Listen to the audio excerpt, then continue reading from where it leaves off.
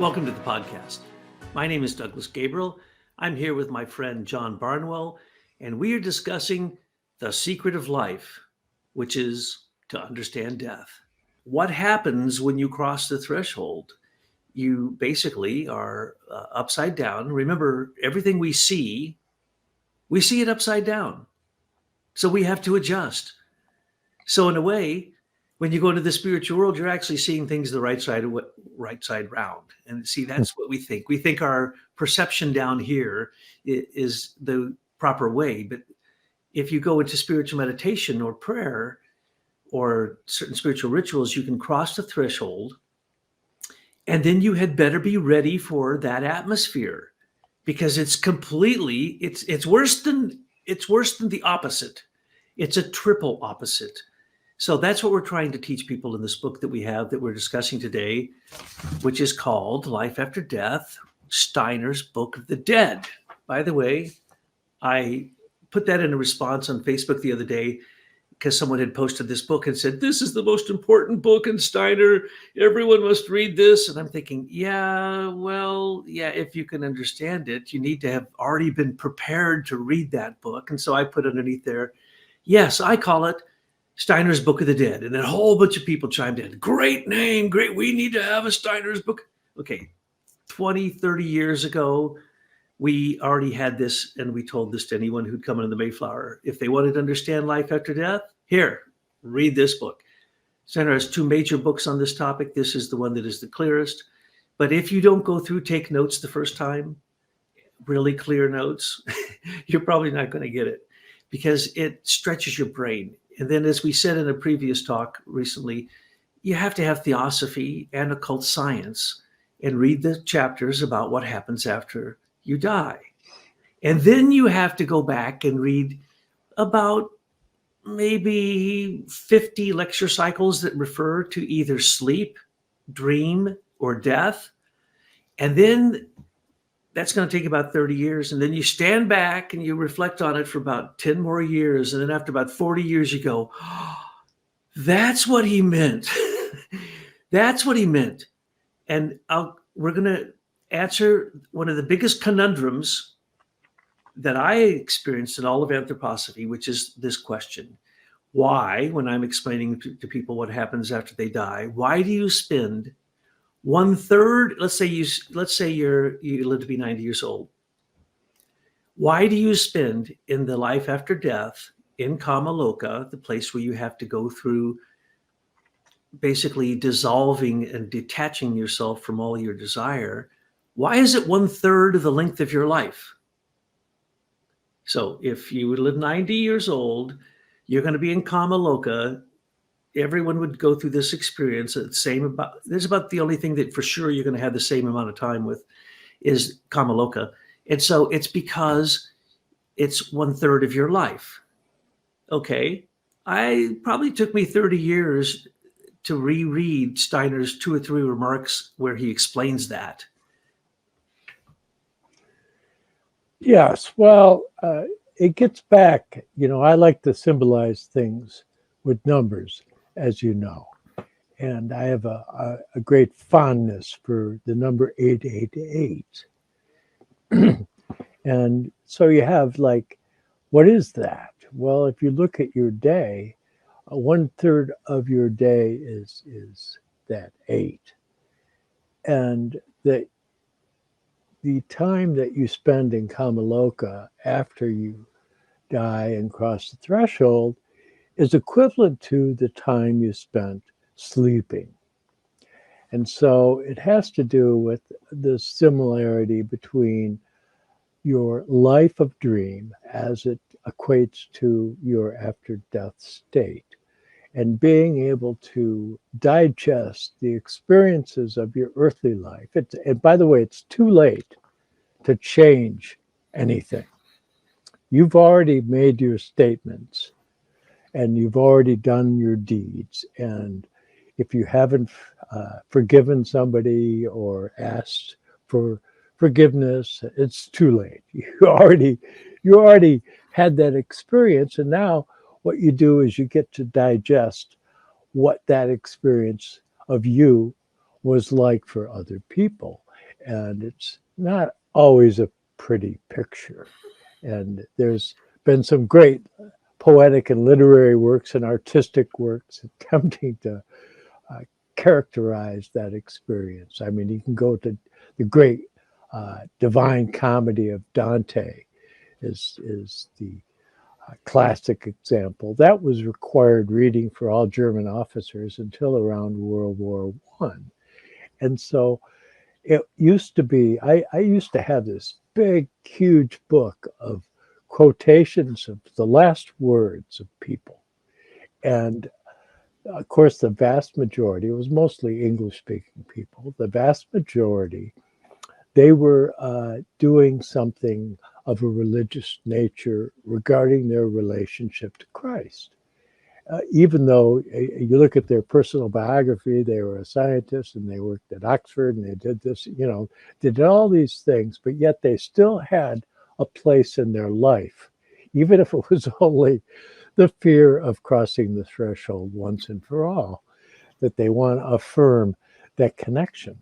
And had they done that throughout the course of their life, like before you go to sleep, bring to consciousness your relationship to Christ, whatever that means for you, being able to enter into that sphere to where you have the experience of love and grace and the wisdom to know the difference.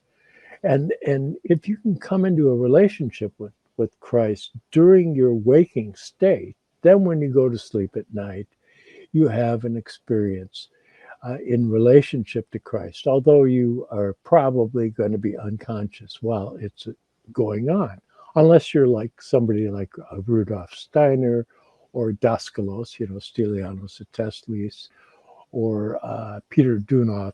These are great Christian initiates that were able to leave their bodies consciously at will. Now, I have limited experience in that realm. I mean, when I was 18 years old, I sat down in a chair, popped out of my body, and looked down at the top of my head and found the pencil I had been looking for behind the chair I was sitting in. When I went back into my body, there was the pencil laying on the floor.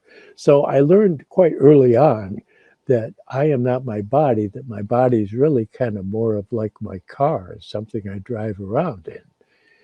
And later on in life, around the time of 27, 28, I was in a hospital and my etheric body lifted out of me as a radiant shape of like a swarm of butterflies. And I was like really strobing in ecstasy in this experience of the detachment of the etheric body. So I went through the separation of the astral and ego in that chair, and then the separation of the etheric body, and ultimately also having an experience of crossing the threshold and finding that light that is brighter than 1,000 suns. And so for me, it's a little different than some people because I'm trying to figure out what in the world happened. But as you go into the mysteries and you study the ancient world, and you find that they had mysteries of initiation, that you would go, when you got sick, you would go to the mystery center and they would be able to bring you into a state of consciousness, a trance consciousness. And there's two different modalities, fundamental modalities, one of which is the separation of the etheric body, and the other is the separation of the astral and the ego into the astral world. Of course, guided by the highly trained initiate priests, and that they were able to enact healings and bring a complete orientation into society as a result of these things, so that the people that were chosen, by the way, you were selected. It wasn't like, oh, I think I'll go do this, like you're signing up for community college. They'd be walking through the marketplace and they'd see you over there, and by looking at the spiritual stature, so to speak, of your aura, they would select you and bring you into the fold to receive your initiations. Well, now, since we've passed the turning point of time with the mystery of Golgotha and the incarnation in the transfiguration, the resurrection, of Christ, we're in a different relationship to that whole experience. Now it's up to us to take up the task.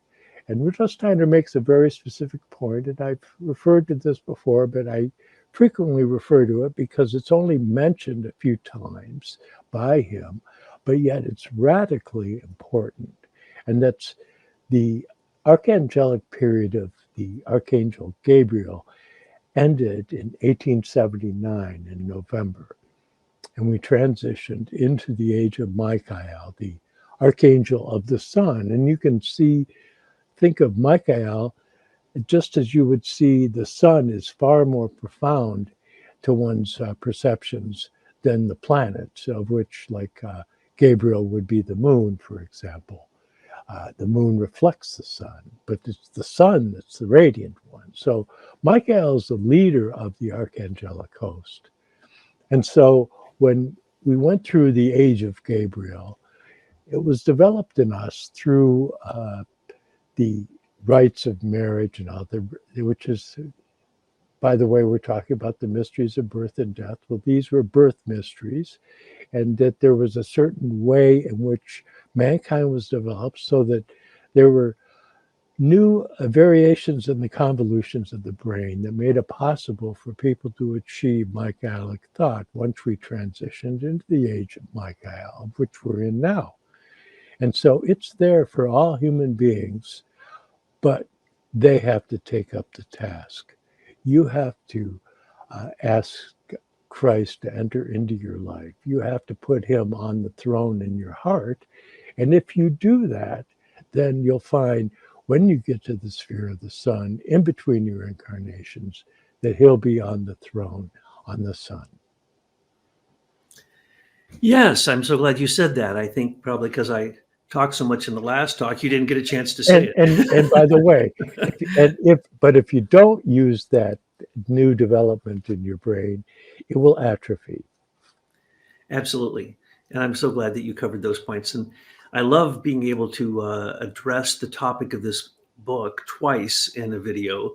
And we try to keep different things in there, but also make sure that if it's the first time you've heard it, that you have a foundation. So what John just said is the nutshell foundation of what we were speaking of in terms of what is truly the content of this book, Life After Death, Rudolf Steiner's Book of the Dead, which we've now put out.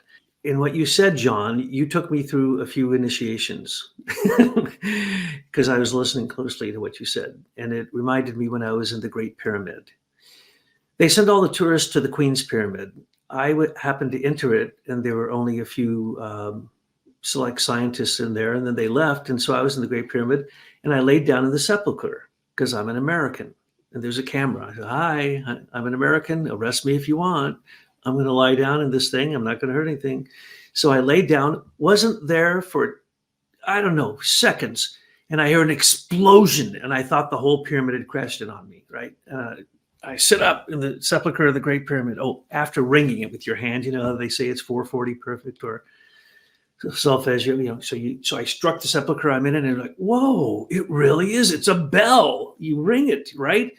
So I woke up, I sat up, and I went, "Holy Lord," the whole thing's exploded. I look back, and there I am lying there. And then I look around and I go, "Whoa, the 12 Hierophants are standing here. I guess I've done this before." Or it's so imprinted in the building that I experienced it because I'm psychic, right? Or clairvoyant. So anyway, and then I've had 3 near-death experiences. And so I can tell you from direct personal experience, plus I'm a clairvoyant. I've followed people across the threshold, my own brothers who have died, my relatives who have died, friends I've died, and people who I know have died, people that have asked me to follow someone who had died. And so as I did this, it took me literally many, many, many years to figure out that Steiner's words over here that he describes in Life Between Death and Rebirth, and a few other lecture cycles with almost the same title, and then all these other places, if you put it all together, it's also the same thing that modern research can tell us to a certain point from a materialistic point of view. Line them up, and you basically have what we call the glass bead game, or what Hermann Hesse called the glass bead game, which is a synthesis of thinking, feeling, and willing, science, art, and religion. And it is what you must meet when you cross the threshold. Because when you cross the threshold, those three capacities, thinking, feeling, and willing, that you have, they're going to separate, go three different directions at the same time. What, as I've said again and again, it will be upside down, backwards, and inside out all at once. And you're supposed to keep your center. And if you can, then you can have, I used to work with Dr. Schaefer with sensory deprivation, and I was able to stay in sensory deprivation longer than most people.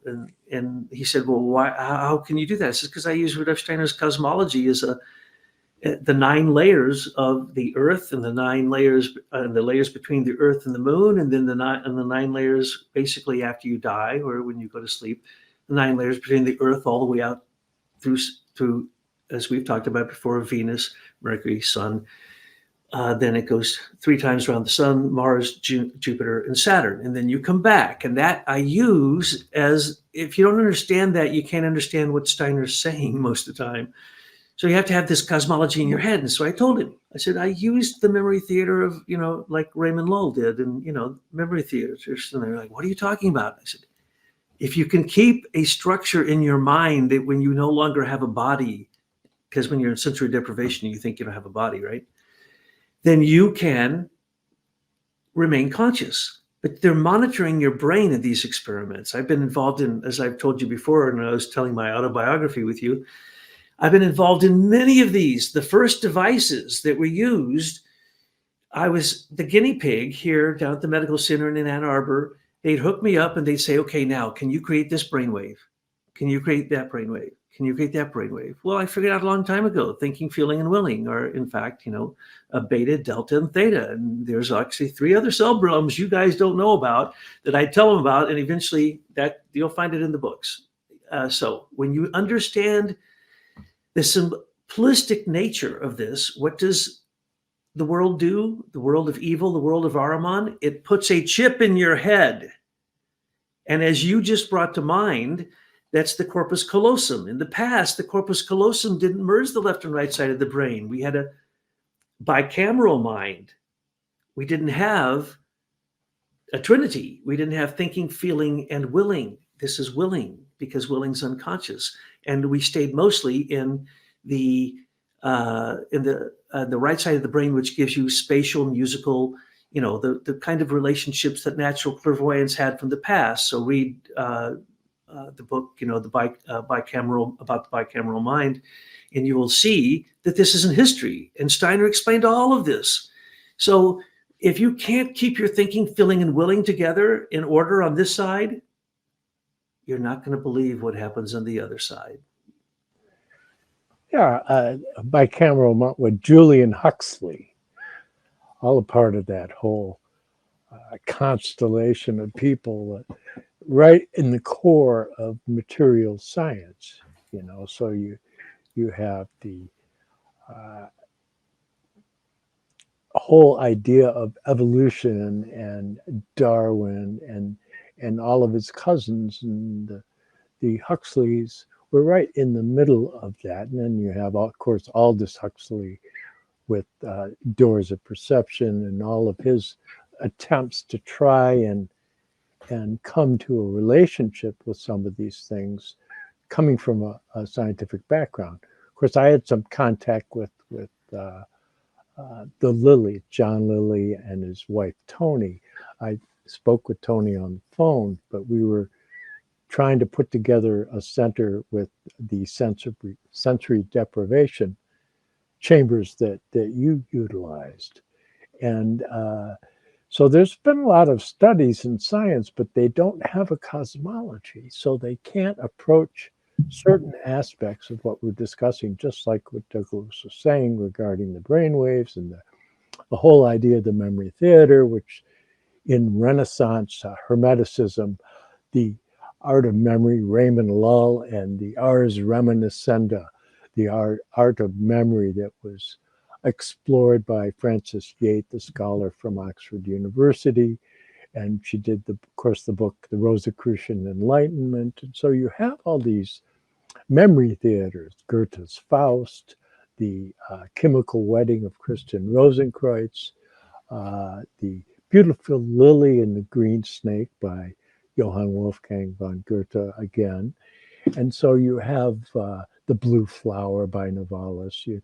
There's so many imaginative presentations that can help fortify you. And if you're not of the ilk of like Douglas and I, to where you want to get down and get into granular detail, it's really fortifying to come to an understanding of all the various cultures and their mythic portrayals of these things coming from their various vantage points, all of which are going to be transcended when you get to the sphere of the sun, because then you enter into that universally human component of all those various legends. But it's really fascinating, and it's a wonderful opportunity that Waldorf teachers like Douglas have in being able to explore the myths of all the various ancient cultures as they correspond to the stages of development in a child. But for the average individual who perhaps their exposure to these things is just Hollywood and all of those types of characterizations, it can be very difficult to come to an organized understanding. And so a memory theater is a good way to go if you can begin to develop something along those lines. And that's what Rudolf Steiner lays out, the ultimate memory theater, and the occult science and outline, or esoteric science and outline, that is one of his central books. Of course, his book Theosophy, like Douglas says, on the realm of feeling, I know people, they read that book and they fall asleep, because basically what it's doing is describing the realms that you go into when you fall asleep, or when you pass across the threshold. So like I tell people, there's certain lectures that I'll talk to friends that are into Rudolf Steiner, and I'll recommend a lecture, and I'll say, but don't listen to the lecture while you're driving. That's right. So the book I was talking about is Julian Jaynes, The Origin of Consciousness and the not Julian Huxley, correct. I'm staying correct. The bicameral mind. No, Huxley's in there too. I mean, he stores the perception. He's the guy who showed all of this. He took it into the realm of direct experience, where this guy's theoretical. But the point is that we used to be right-brained, and now we're mostly left-brained. And so we forgot the right brain, and we forgot the fact that the corpus callosum merges it. And if it doesn't merge it, and that sits right where the pineal gland works, and this is basically the crown chakra. And so when you die, if you don't know what it is you're going into, like John was just mentioning, or they basically say, now they teach this. This is what they teach.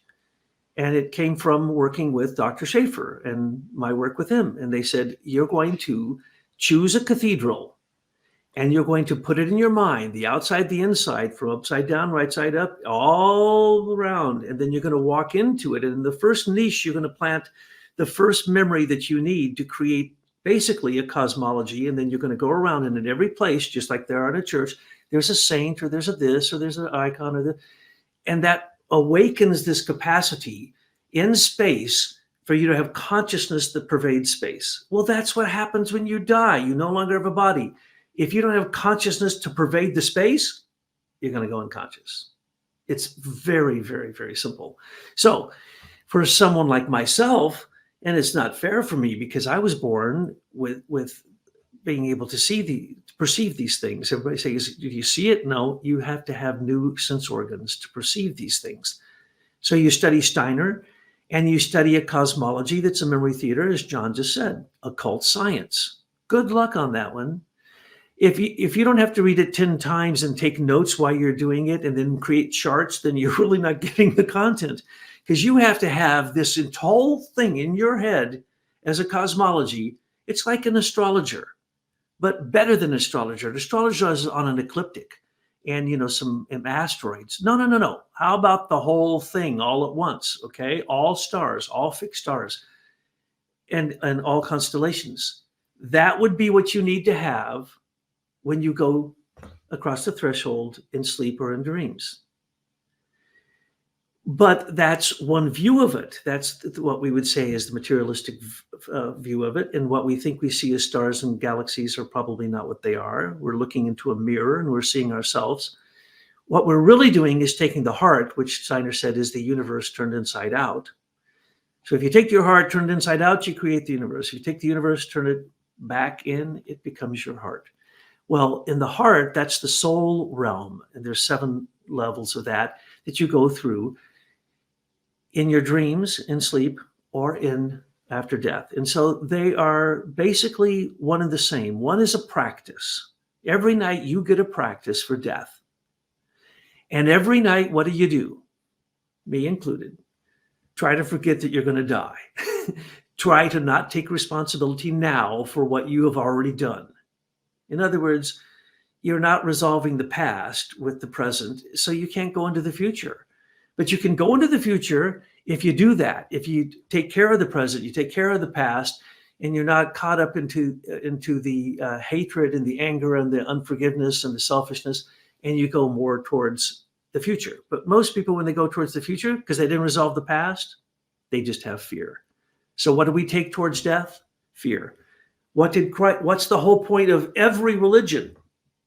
Conquering death, knowing that you are immortal, knowing that you have repeated human incarnations. I know some of us in the next incarnation and in future incarnations will look more like animals, and that's not a joke. And I know there's confusion from other religions of the past that confuse metempsychosis, transmigration, and stuff, but we have repeated human incarnations.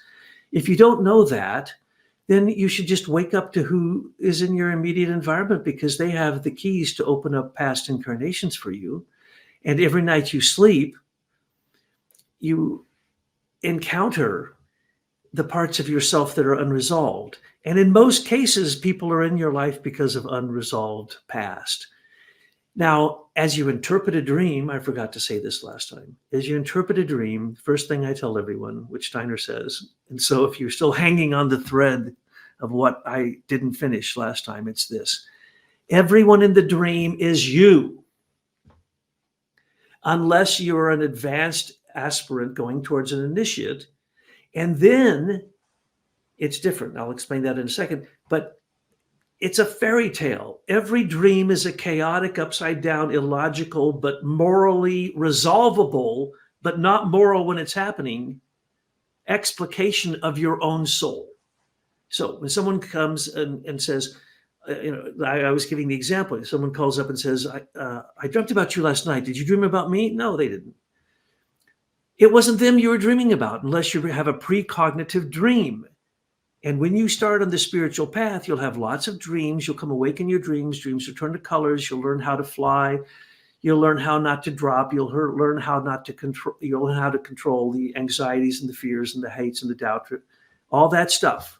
And but until you get there, and that takes a long, long time, you're not going to be able to do the next step that I'm talking about. Generally, what you're going to have is a digestive response to what you did in the daytime in strange symbols and images, and sometimes sound and music. But when you hear a word being spoken, when you hear words, the language of the spirit being spoken, or the logos, the word, as John said, which is only going to come if you wake up to Christ while you're in this incarnation, your higher self, then words will come. And then those words are moral sounding words, which usually will shake you up, but sometimes they'll inspire you if you're an initiate, a pure, loving initiate, selfless. And then you can go into the spiritual world, which dream on, folks, because you're not going to wake up in your dreams in the angel realm, because if you did, it would blow your mind. And if you woke up in your dreams in the archangelic realms or the archai realms, it would completely explode your consciousness. And you'd understand you don't even have consciousness. It flows through you just like love does. You don't own love. Love flows through you. So if you could understand that the world, the entire cosmos that you are going to live into is this memory theater, if you could understand that, then you would know, as Steiner says, that the entire cosmos and everything in you, the temple of God, everything in you, the temple of wisdom, is completely and totally saturated with pure love. Now that sounds stupid to an American. They're like, no, love has to do with sex, and it has to do with this, and what I give, they have to give back, and I only give 50%, I need 50% back, equal, that's what they think love is. Love is nothing. Those are emotions. That's a burning realm of hell. Let's see. That would be specifically the first one, burning desire. In Kamaloka, in 1/3 of the life that you lived, the length of time, you're going to be in a burning desire realm. If you have any burning desires before you die, they don't die after death. You have to relive them over and over and over again until you don't have them. Then you're going to go into basically what's called strong sympathy and antipathy. Steiner calls it flowing susceptibility. Then you go into the realm I talked about last time, wishes. Oh, Lordy, good and bad wishes. So if you have really good wishes, if your only desire is to seek God or to seek the divine, whatever you consider it to be, your burning desire, you're going to only be in there a second. Your flowing susceptibility realm, you're going to have so much balance, you won't have sympathy and antipathy. If you go into the wishes, your only wish is for enlightenment for the sake of all sentient beings. If that's you're going to pass through there. But otherwise, you're going to have to live out all those things in reverse and not being able to satisfy them in a hell realm. They're called the hungry ghost realms. For instance, if you're an alcoholic and you die and you haven't resolved that, you don't know that beings have been eating you the entire time you were drinking and you went unconscious. And after you die, you're going to stay in the realm between the earth and the moon until you resolve that. And the beings who are eating you aren't wanting to let you resolve that. And so until you no longer have a desire for drink, have sympathy for drink, have a wish for it, have an attraction for it, you are not free from it. And you will stay in those realms. And it's a dark realm. John just described it perfectly. It's a dark, lonely realm. No one comes. You're burning at the temperature that you desire to burn off that dross in Kamaloka. Now, if you actually get to the point that you can have equilibrium in your life, okay, anybody have equilibrium between your likes and dislikes? Anybody love their enemy? Anybody says, I'm giving up all poisons, sugar, coffee, whatever? No, most of us know we're not there in this life. We're not going to be there in the soul realm after we die until we resolve that.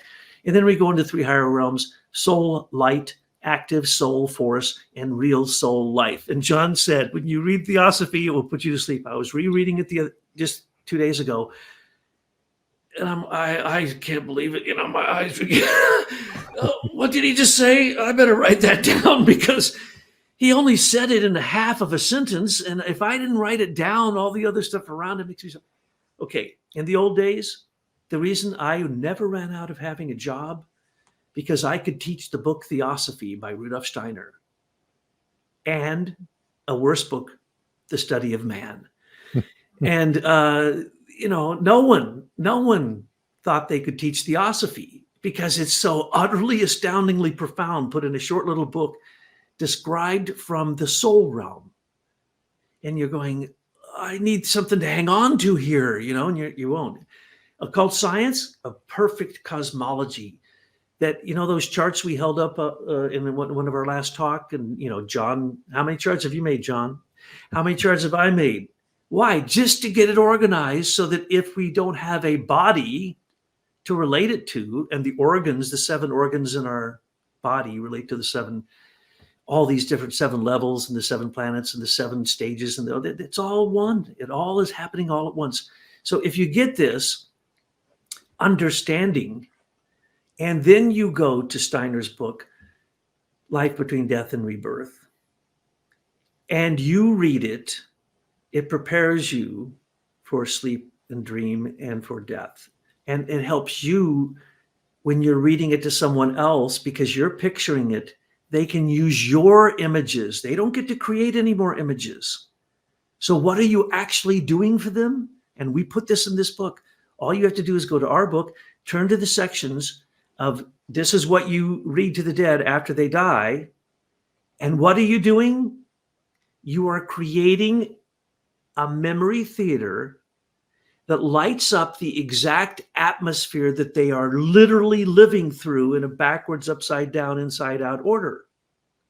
So as they're all confused and illogical and all this stuff is happening, and they think this isn't very nice, why am I getting burned up for being mean to people? They think that's illogical, right? No, it's perfectly spiritually logical. You yourself are creating for your loved ones a place where they can come to rest, where you are holding the space for them, holding the light, holding the sound, holding the harmony of the spheres, holding the language of the spirit, as Steiner calls it, which are in these upper spiritual realms. Mars, Jupiter, and Saturn, after you die, those are the realms you go to. Most of us don't go there at night when we're asleep because we're not developed enough.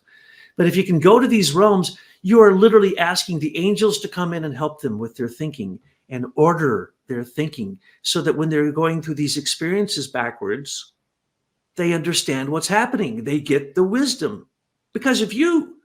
So if you don't believe you can transcend space, time, and consciousness, do this with a loved one, and you will have the opportunity, one of the best opportunities on the face of the earth, to contact the spiritual world by accompanying the dead on a cosmological description of the exact atmosphere they're going through and what it is that will keep them awake so they do not go unconscious. Yes, that's the key, going unconscious. And what we're looking at here is continuity of consciousness.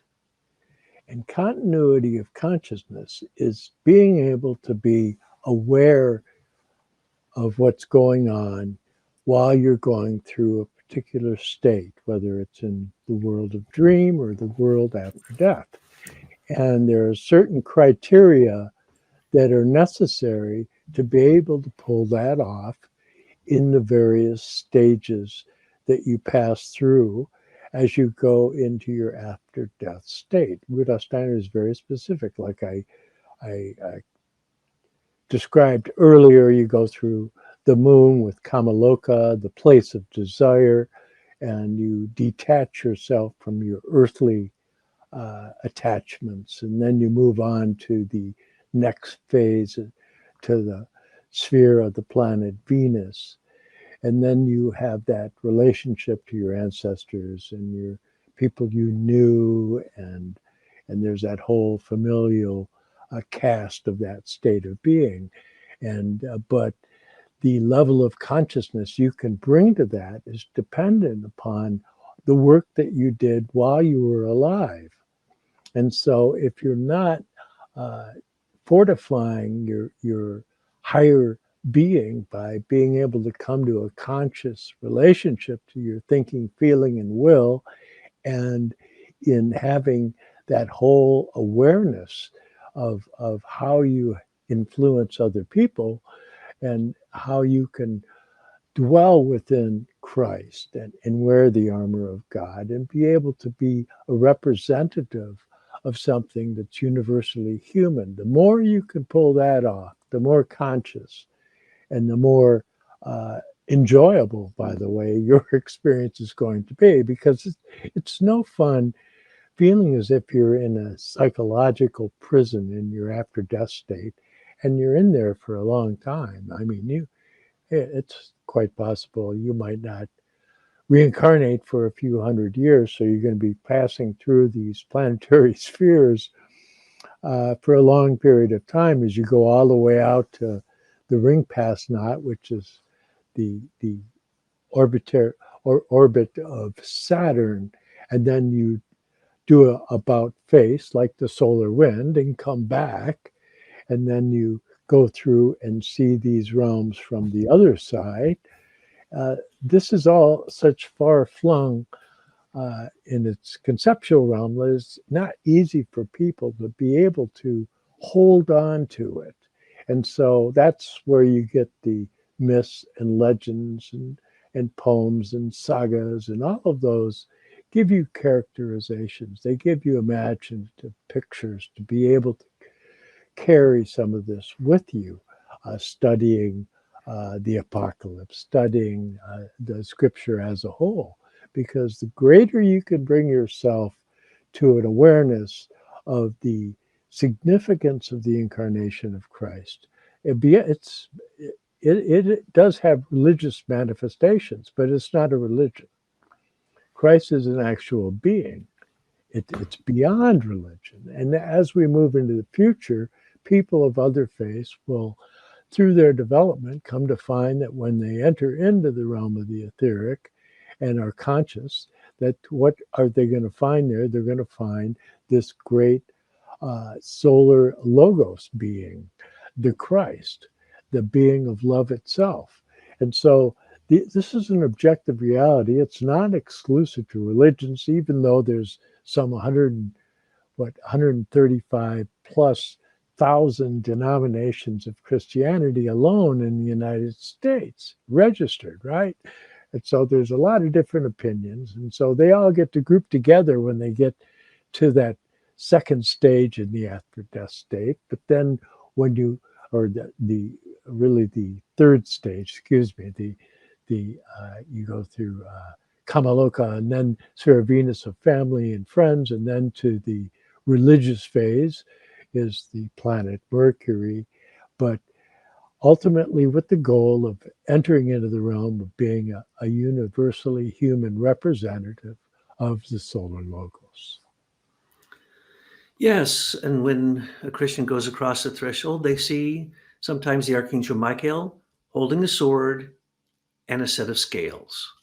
So if you don't weigh right, who knows what's going to happen to you? So there's fear, right? So overcoming the fear of death is basically the entire intent of being down here in a body, limited, alone, by yourself, not knowing everything's actually truly connected, separate from God, thinking that you yourself are so powerful that you can deny God's existence. Oh, isn't that grand? Then you're asleep, because if you just look at the sun, or you look at your heart, or you look at anything that is filled with life, then you realize that it's all being done for you. So our best approach is to be completely grateful.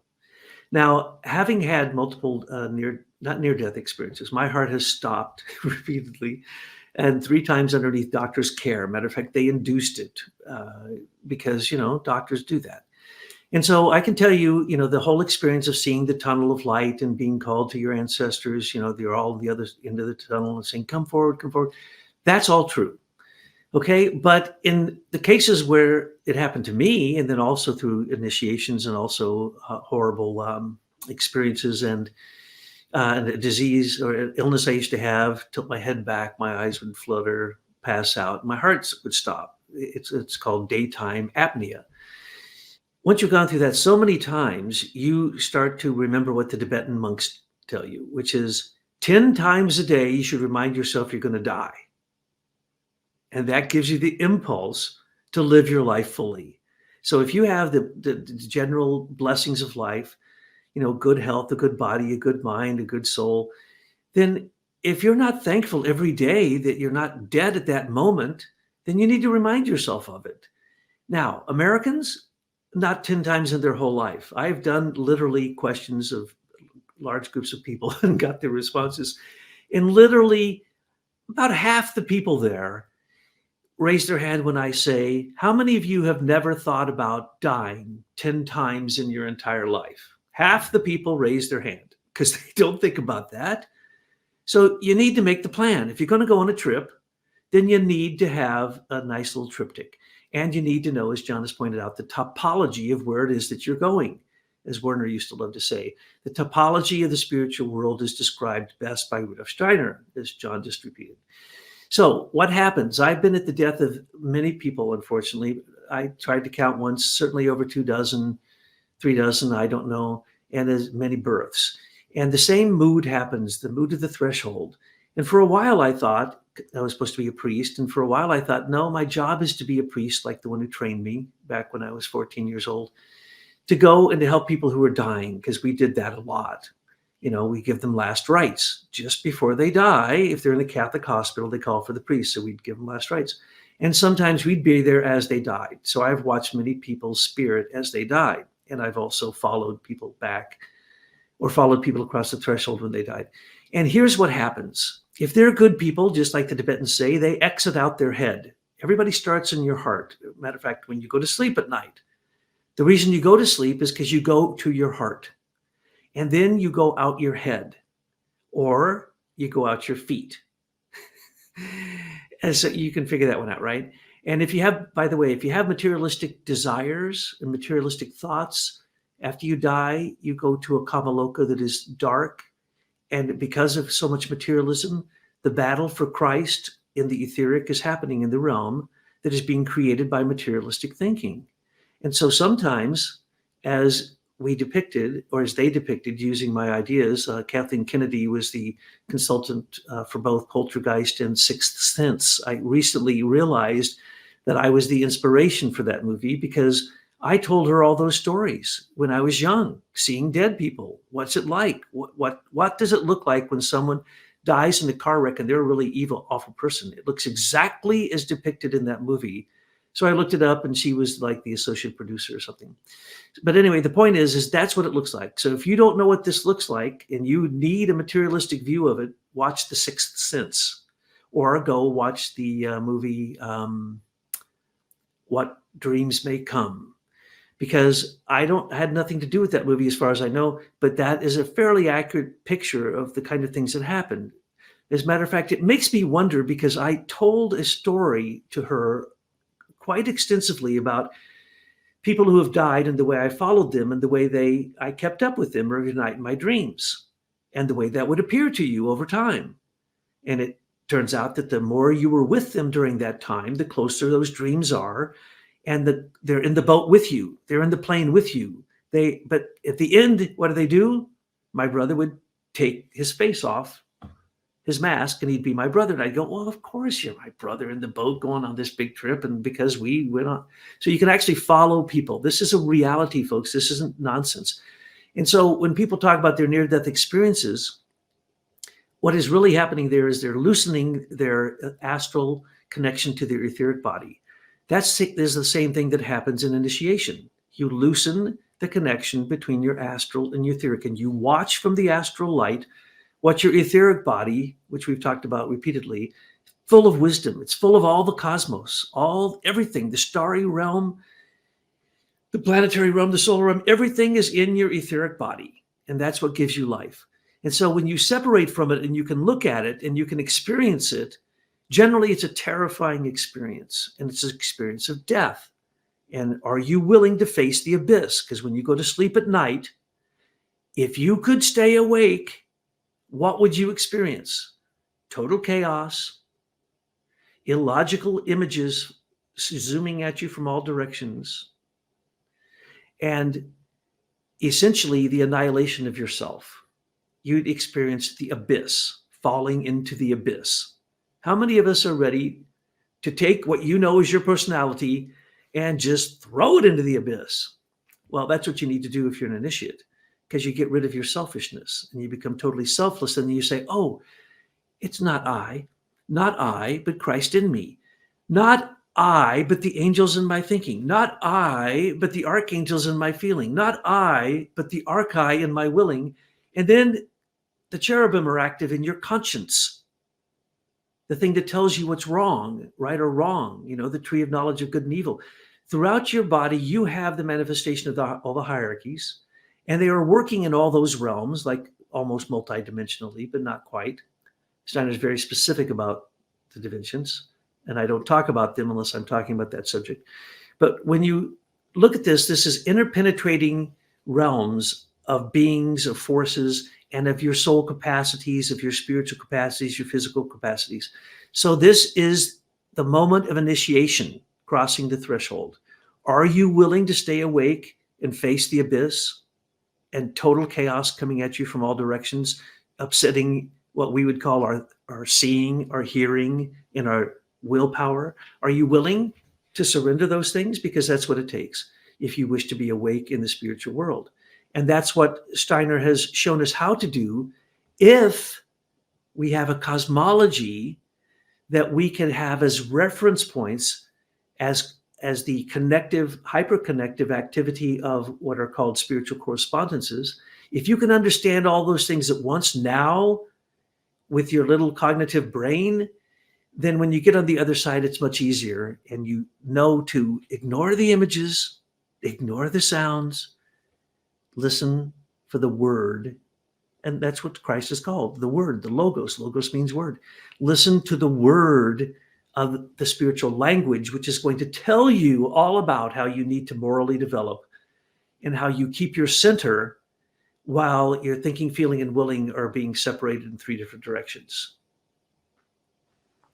Yeah, St. John, he called it the still small voice, and it's an experience within the heart.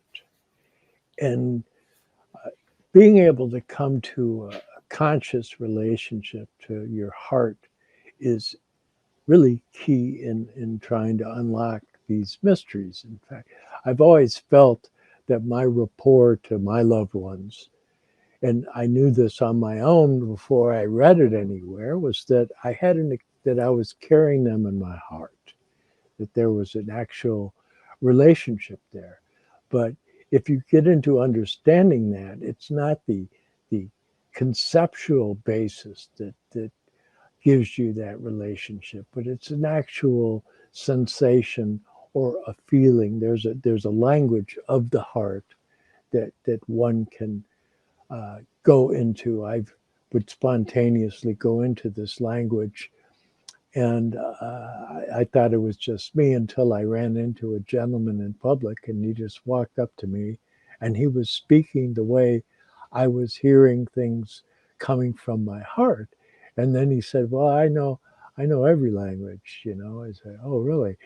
I said, "Wait, do you know Inaki?" And he looks at me and he goes, "Nobody's spoken that language in a long time." But I ended up seeing him in traffic one time after that. So things can happen to you. People come up. Who knows? Maybe the guy's crazy. I don't know. But I do know that I would have these spontaneous experiences of that heart language, the green language, the Langevert, that's like this alchemical, symbolical language of gesture that comes from the heart, being in rapport, in coming into a coherent relationship to that realm of heart karma, we may call it. And that this is something that lives in you when you begin to understand the still small voice. And people would ask Rudolf Steiner about, why do we have to go into all this complicated material? And he said, this is the language of Christ. This is the language that Christ wishes for you to understand so that he can communicate to you certain ideas that you're not going to be able to solve with the types of language that you use. So this is essentially a Grail language. And he described his occult science and outline within the book itself. He said, were I to give this book another name, it would be the Holy Grail. Yes, with the Holy Spirit and the Pentecost, because they were in the room after Christ's death and they were terrified. And only the women, the three women, understood what was going on. And they kept telling them, kept repeating Christ's words to them because Christ predicted exactly what would happen. And so they're in the room, and what happens? The tongue of flames comes on their head, and then they can speak the language that everyone understands. That's the language of the Spirit. But it's a baptism of fire. We can handle the baptism of water, emotions. We can handle the baptism of the earth plodding along the Via Dolorosa, the path of suffering. But when it comes to the baptism of fire, it terrifies most. Because why? It looks like you're going to burn up. But it's a spiritual fire that doesn't consume, instead of the fire of the realm of burning desires and all those realms I just described, which are literally going to burn you up after you die if you haven't resolved those desires. Now, we could talk for hours, and the funniest part of our conversations usually happen before and afterwards. So I think I'll go into an afterwards conversation. When it comes down to it, I've witnessed so many deaths that for a while I thought that was my job. I was supposed to be a priest who helps people cross over the threshold. Even when I was young, car wrecked, I went out, 6 boys in the car. I went to each one of them to try to get them out of the car. Each one of them died in my arms, and I saw what happened. And so it happened to me repeatedly. I can't count how many times I've had these near-death experiences, and some of them literally under doctor's control. So this really does happen. And the proof of it is in the pudding. Every night when you go to sleep, I challenge you. Now, this is the old challenge. The old challenge was stay awake for either 3 or 9 days, 3, 7, or 9 days. And after that time, you'll see the Spirit. You'll also be probably crazy. But if you can wake up as you're crossing the threshold and be awake, you will get initiated. So look, folks, over time, we're trying to learn what it is that happens to us at the moment of surrender when we go to sleep, the moment of surrender when we die. The Tibetans say, whatever you're thinking about at the moment of death is what you become in your next incarnation. So if you're eating a ham sandwich and you choke on it, you're going to become a pig probably in your next incarnation because you're thinking about the ham sandwich. Now, this is silliness, but there's something to that. So what happened with most of these people? I knew immediately. It was like I was standing there with Michael judging their soul. If they were good people, they went out their head and they had all these like little angels, flying, like they look like flying creatures, but they have wings.